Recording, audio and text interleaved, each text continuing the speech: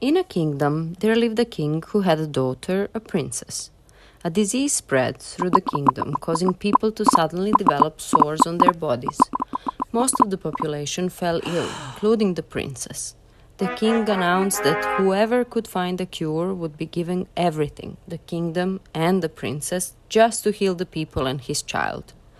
Various princes and nobles from neighboring kingdoms came forward, but none succeeded in helping. One day, a young man from a village appeared and promised to find a cure. He was so convincing that the king believed him and placed all his hopes in him. The young man embarked on a long journey. He got into a boat and began to sail, letting fate guide him.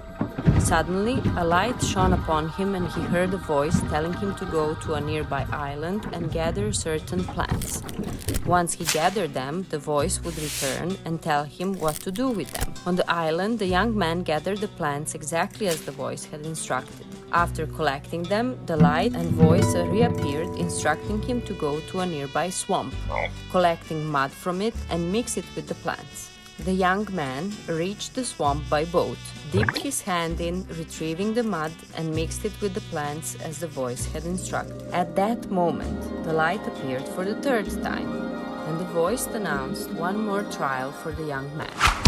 It gave him a sword with which he had to kill a wolf, and mix the wolf's fat with the plants and mud.